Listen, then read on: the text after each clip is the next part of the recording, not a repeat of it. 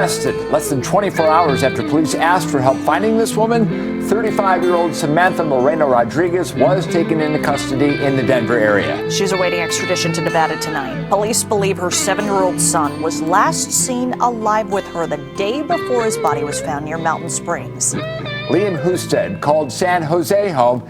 The investigation into his death now spans 3 states. Tonight, we're learning more from his family, who say the boy had special needs. Fox 5's Drew Andre following the developments live from Metro headquarters tonight.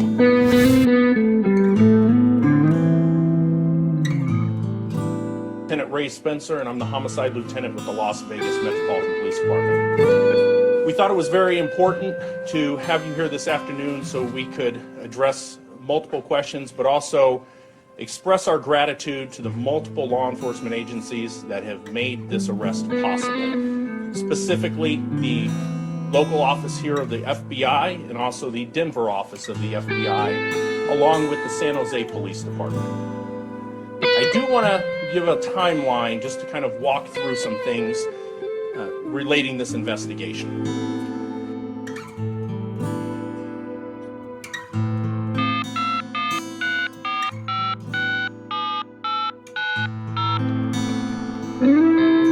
If you feel like you can relate in any way to the story, please utilize the numbers scrolling across the bottom of your screen, or click on the links below in the video. If you know of or see someone struggling with their life responsibilities, the isolation that COVID has brought on all of us, the lack of resources for emotional support or financial support, or even caregiver relief, please reach out. Be a friend. Be a neighbor. Be a part of that village. Also, if you have a real concern for someone's immediate safety, whether it's an adult or a child, please do not hesitate to call 911 immediately. This is no joke.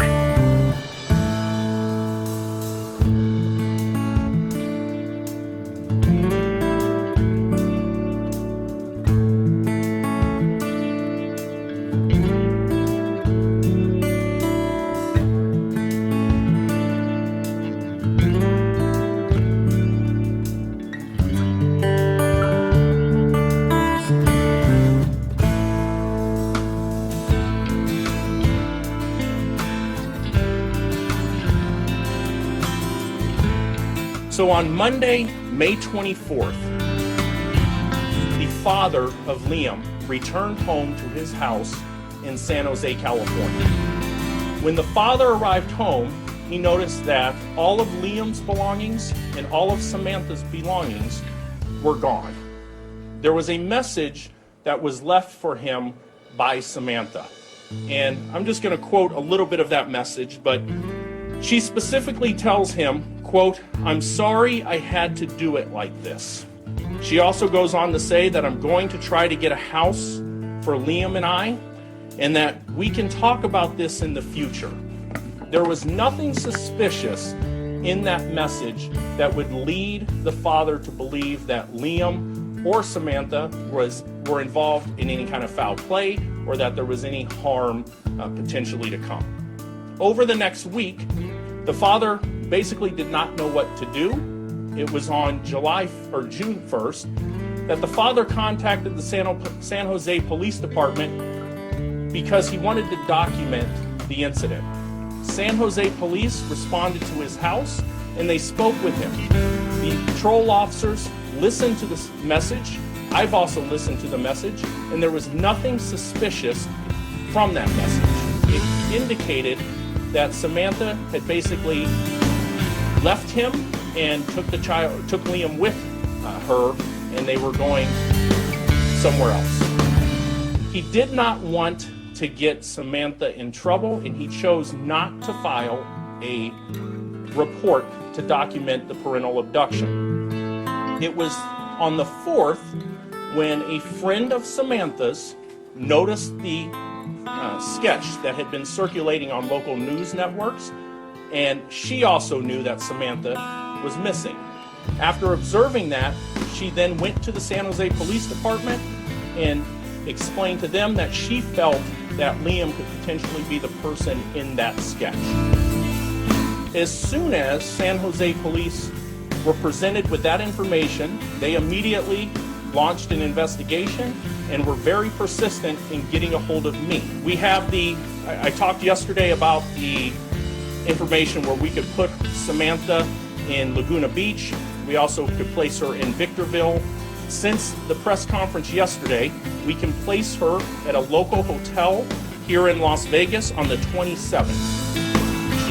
When she was at that hotel, we believe from the information that we have right now that Liam was alive.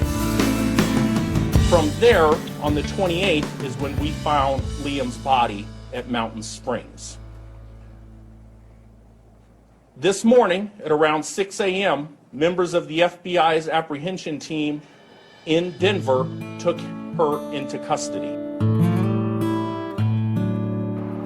A lot of times we tell ourselves it's none of our business what's going on with the people across the hallway in the apartment buildings or the people next door to you in your neighborhoods. People see signs of degeneration in relationships and mental stability, and they tell themselves that it's just not their responsibility to stick their nose in somebody else's business until you see police cars in front or somebody is injured or damaged or has committed an act of violence. So I'll tell you, I try to be that person that goes over and asks somebody, are you okay? I want you to know, if you're listening to this, please realize that if you feel trapped, if you feel angry, exhausted, both mentally and physically, if you feel scared, maybe resentful, overwhelmed, and a lot of times it feels like you're drowning. I can totally relate to that story. If you know of or see someone struggling with their life and their responsibilities, you need to know that you're not alone. They need to know that they're not alone.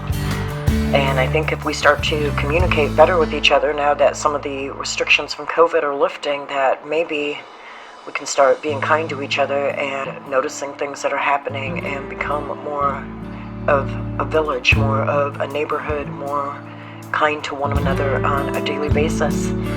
If you are struggling with the life responsibilities and the isolation that COVID's brought, the lack of resources for emotional or financial support, or even caregiver relief, if you know of someone that is struggling with this, help us out there.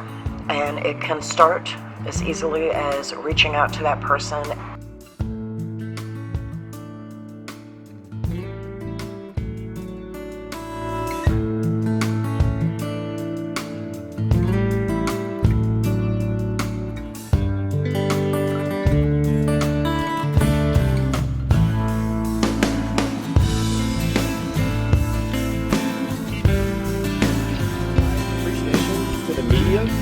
For your cooperation and your assistance in getting out as much information as you possibly could in such a quick time frame, and also to thank their public for their commitment and for their assistance in us getting to a resolution.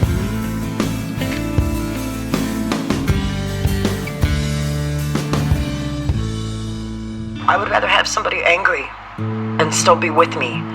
I would rather have somebody angry at me and have their problem known and spoken of, have their inability to cope with their present situation made note of, and have them assessed and perhaps even given some help. That for me is way more important than somebody being angry at me.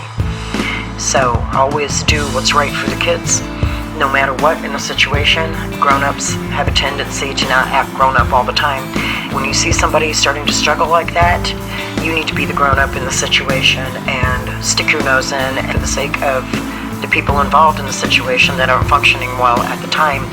It's important that you make sure that everyone is safe.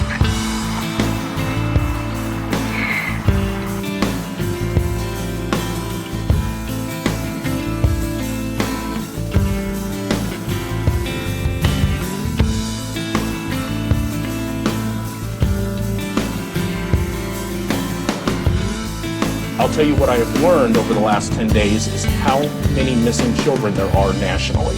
I was inundated with reports of missing children from all over the United States. And when I said we had hundreds of tips come in, we were going through all of those because there are so many missing children in the United States. And trying to make an identification from the photograph of the missing children, you know, it's a very complicated and time-consuming process.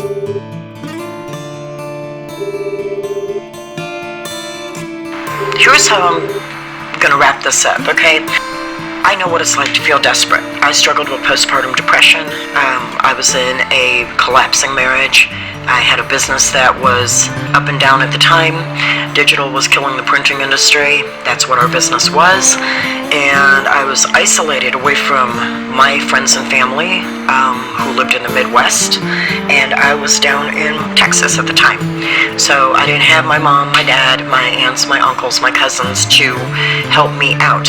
I had 2 children that were 19 months and a day apart, and the second one was neurodivergent. Both of them were exceedingly intelligent, however, they didn't process in the same way that most other children did.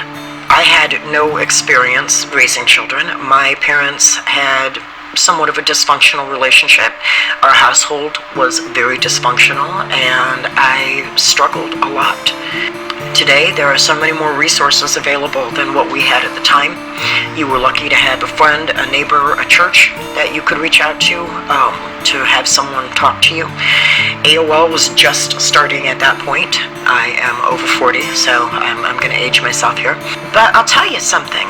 Help is out there now. You can go to any fire station, any ER, any public library that's open if you're afraid to go talk to the police. And if you walk in there with your child and say, I am, about to go Andrea Yates, and not to make light of that situation at all, that's going to be another video, we're going to get to that, but I'm about to lose it, I'm about to drop my basket, and I don't want my children to be the eggs that get cracked when it lands with a splat. Okay, I'm not handling myself very well right now, and I'm afraid that I may harm myself, and in that process also harm my child, okay? If you pick one of those 3 places, I guarantee you that they will take your child into that safe space, and they will notify the proper authorities, and you'll have some time by yourself to figure out what you're going to do. But you're not going to do it to your kid. And that's what's important here, is what is important to and in the best interest of the child.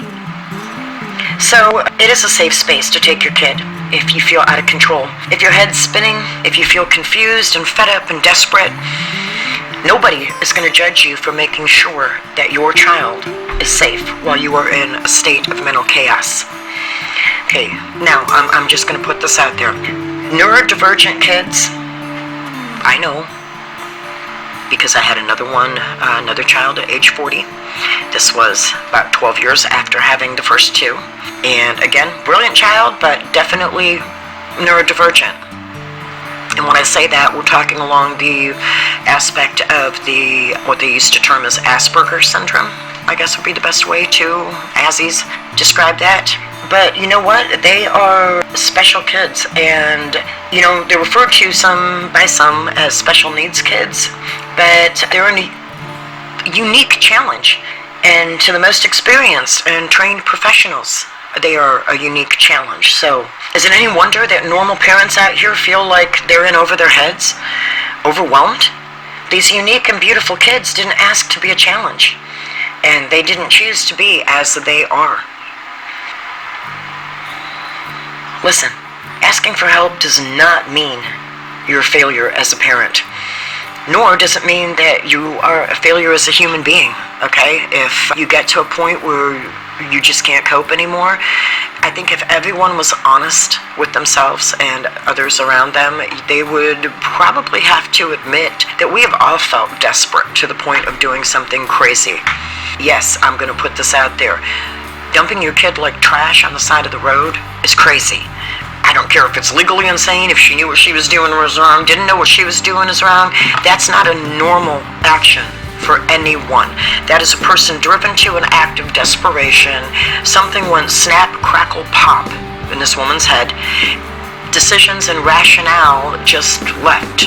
the decisions that were made weren't rational. And in her mind, I'm sure they were. And in that particular context, we have to look at there's damage working. Okay, something's not functioning, elevator not going to the top floor there. And I realize that sounds judgmental, but it's got to be said. So, do I think that, you're a failure as a human being if you reach out for help, if you go somewhere and say, hey, I need to dump my kid with you, and maybe back in a day I may not. I don't know what's happening, but I know that whatever it is, it's not good for my child to be a part of it right now. I can't imagine anyone saying, no, you can't leave your child here. I can't imagine any friend, any person, any acquaintance of yours, a neighbor, even if you don't know the neighbor, they're going to notify authorities, I'm quite sure. So if you are afraid of being caught for abandonment or arrested if you take a child to the police department, I understand that fear, but there are other options, okay? We all need a hand up from time to time. It's okay to reach out, whether you're the one reaching out towards somebody or the one who is receiving that hand. I've been on both ends of the deal. I believe in karma. I believe that what you put out into the universe circles and it comes back to all of us. Every time that we are able to help someone who is struggling just by a random act of kindness, it raises the entire vibration of the planet toward the good.